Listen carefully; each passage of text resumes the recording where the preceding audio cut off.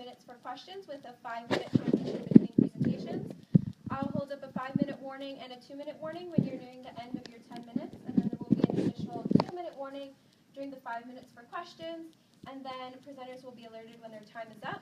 And then we ask audience members to stay seated during and between presentations out of respect for the presenters. Okay.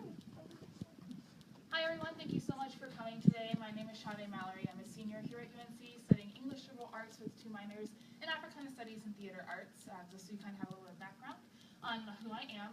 So today I'm going to be talking to you specifically about They Don't Care About Us, which is a single released by Michael Jackson in 1995 that has a lot of really relevant themes and topics happening today, particularly in the age of Black Lives Matter, which is a social movement that has started since 2013. So for context, we're going to begin talking a little bit about what Black Lives Matter is, because I understand that this is a very prominent social message is being sent, but not everybody knows exactly what it is. So I pulled this quote from an article by Will Gaffney. It says, "Black Lives Matter is a simple affirmative sentence. The need to affirm, explain, or qualify that affirmation stems from the fact that this statement is not universally accepted as a truthful or legitimate claim. Concomitantly, the inverse proposition is always present. Black lives do not matter." So what does that mean? I know that's a lot to take in. I'm not trying to push this onto anybody. Basically, this movement was started to kind of reaffirm the idea that Black lives do matter in the light of police brutality, which has, because of systemic racism, insinuated that Black lives do not matter. They do not matter to the government, to those who are enforcing the government, and things in between. So basically, for context, Black Lives Matter started in 2012. Who remembers the beginning of Black Lives Matter? Do we remember what happened? Right, so Trayvon Martin, right? That's what happened. That's what started this. He was murdered by a police officer, and then was put on trial for his own murder. So that's a little concerning. And his murderer was acquitted, and nothing happened. So anyways, I want to talk a little bit about the founders of Black Lives Matter. So we have these 3 women down here at the bottom, their names underneath their pictures. So we have Alicia, Opal, and Patrice, and these are the women who started the movement and basically got this whole thing going. But again, I also want to bring this back to the topic of music. So They Don't Care About Us. How many of us have heard this song? Have we heard this song? All right. So if you've heard this song, you might be thinking, so what does this have to do with Black Lives Matter? Well, I'm going to tell you. So the thing is, this song was written because of the LA riots of 1992. Another time when a lot of police brutality was occurring. There were a lot of unjustful murders being committed and a lot of really terrible things happening to Black people, in particular African descendants. And then this song has a lot of themes calling those people in, bring them into this narrative of well, here, I'm going to show you the lyrics real fast.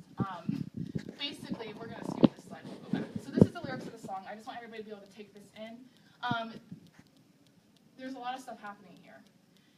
And the song was written, again, because of the police riots, but it was banned from the radios. This song could not be played anywhere. This song was basically out because of the themes that it was presenting. There were 2 music videos created for this, and only one of them is allowed to be aired, still even today. And the problem is that Michael Jackson did not write this song in the intentions of being discriminatory towards anybody, to have any prejudice. The narrative that he was trying to present here was actually that he is representing a marginalized group, of multiple marginalized groups, not just one.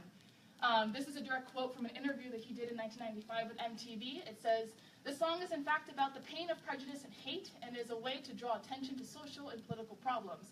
I am the voice of the accused and the attacked. I am the skinhead. I am the Jew. I am the Black man. I am the white man.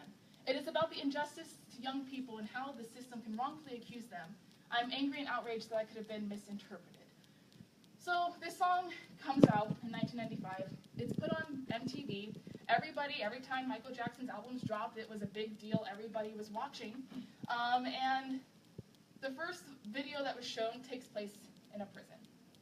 And in this prison video, and we'll see a little bit of this later, there are depictions of the KKK burning flags. There are depictions of police brutality, of men getting beat with bobby sticks. And basically Michael Jackson is in a outfit that is similar to that which you would see in a prison setting worn by the prisoners. So he is putting himself in that narrative. However, that is the video that got shot down. It's no longer allowed to be played. The other video, however, this is some clips from the other video. This takes place in Brazil. So we're going to see some things here. These are police officers from Brazil that were volunteering to be a part of this video. They're not in costumes. These are actually police officers. These are actual people that they were just kind of like, hey, you want to come be in a Michael Jackson music video? And they're like, yeah. But this group of people over here, this group is called Orulum, and they are a Afro-Brazilian drum group. And what they do is they were founded in 1979 by a group of men who really wanted to bring attention to the discrimination and hatred that Afro-Brazilian people were facing in Brazil, because there was a lot of prejudice. And this music video was shot in a location where there were actually like hundreds of years of documented slave murders. It is a very political video. However, because we as Americans do not see the context of this video, we are not able to interpret it the way that it was meant to be perceived. So this video, while it is still highly just as political as the other video, was not banned because it took place in a country that we know nothing about. However, upon further research that I've conducted, the Brazilian government was extremely against him coming. They were afraid that if he were to come and shoot this video, that they would no longer be eligible for the Olympics in 2004. Does everyone remember those Olympics? They happened, so obviously it didn't happen. It didn't go the way they thought it was. But the Brazilian government tried to bar him from coming to the country. And both of these music videos, for context, were directed by Spike Lee. So both of them were inherently very political just because of the way that it was directed. So Michael Jackson comes in and he starts talking about all of the issues that are happening, very relevant to Brazil. This song was relevant to almost every country in the world at the time it was written. And he went in and he made the video, and for some reason, this video is also no longer allowed to be aired in the United States. Maybe because people figured out what was going on, maybe because they are afraid of the relevancy of what is happening with Black Lives Matter right now. Maybe they're afraid of the message. But MTV, even though MTV doesn't really show music videos at all anyways anymore, they're all reality TV shows like 16 and Pregnant or something. But the point is that this music video is no longer aired. Now this is the prison video. Also, again, directed by Spike Lee.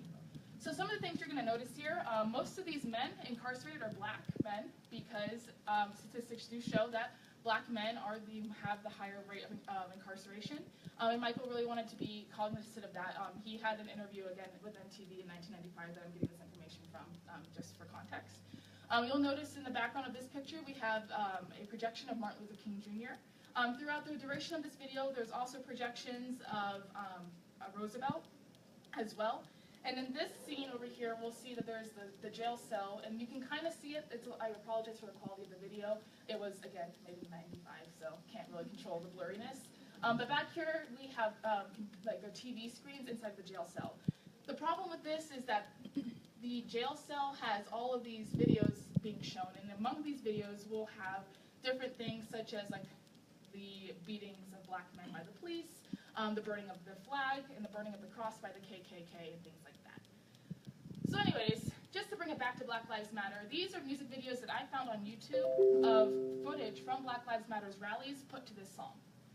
Some of the things that will come up, actually in this one down here, this video in particular, if you were to look it up, has the unedited footage of the deaths of Michael Brown, of Trayvon Martin, and all the other black men whose lives were taken while someone conveniently was watching it on Facebook Live. So these music videos are all very relevant today. They all have the same message, the same song, and it's all about police brutality. But Michael wasn't the only person to do this.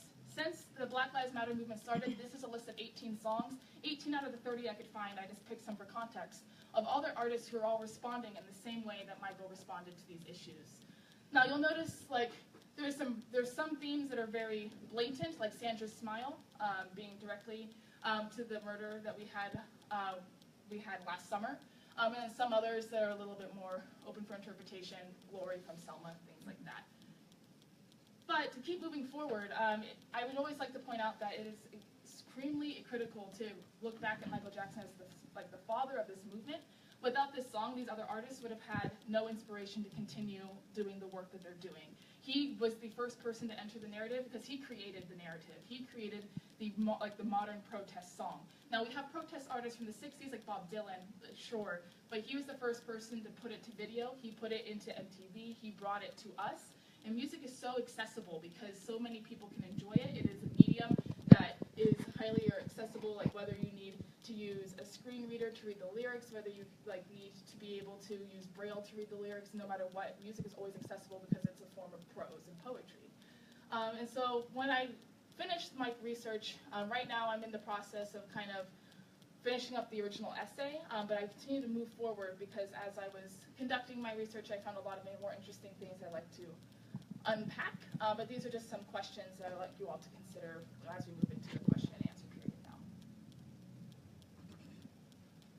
Cool. Any questions, comments, concerns, or outbursts of emotion? I understand this is a heavy topic, so if you just need to deflate for a second, that's completely valid. Yes? Now, with YouTube, are you able to watch, through YouTube, the original video for this song? Yeah, so both music videos, so this one and the one filmed in Brazil, are both available on Vivo. They were released a year apart, actually. This one came out on October 2nd, 2010, after he died, and this one was released on December 12th, 2010. But they're both available. They're also available per his DVD collection, so all the music videos, both versions are available now. But however, the lyrics are edited. We can go back to the lyrics so we can kind of look at that. So there is a line that came out as anti-Semitic. Hold on, let me find it. Yellow on the right. Yep. Yes. Yeah. Right here. Yeah. So that's been edited out. You will no longer find any version of this song where those words are spoken or sang. Any other questions? Yes. Do you plan on continuing your research with? Yeah, I absolutely do. So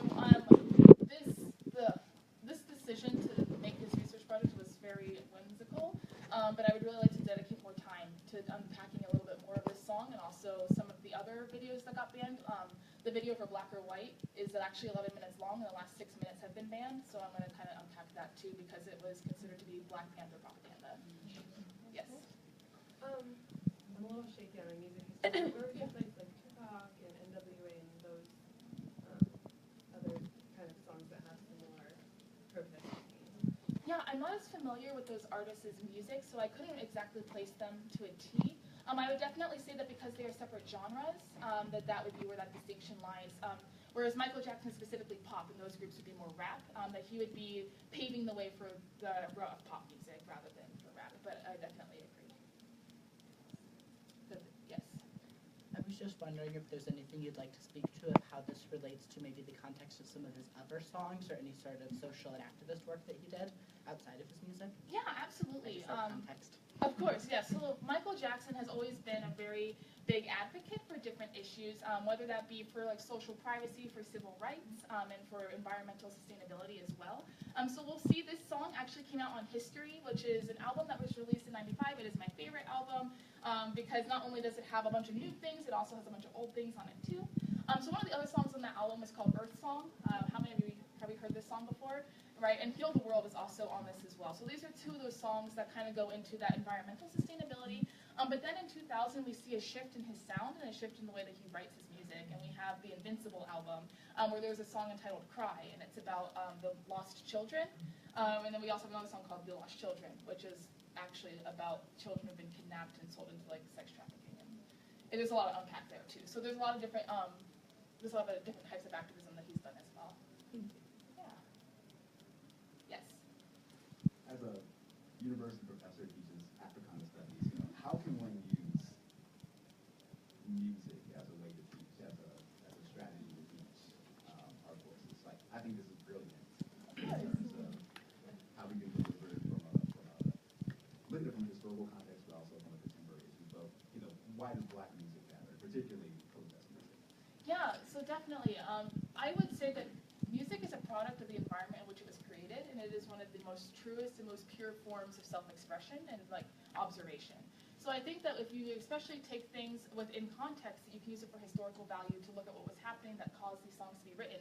For example, this being the LA riots, but also it's timeless, right? Because these issues are always going to be happening. They're always going to be reoccurring. These are themes that are never going to go away, no matter as long as there's racial division. It's always going to happen.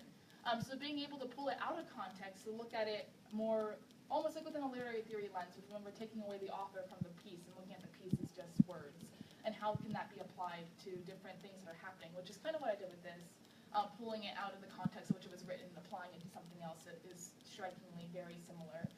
So I think it depends on the lens in which you take it, if you take it out of context or not, if you're willing to remove it from the author.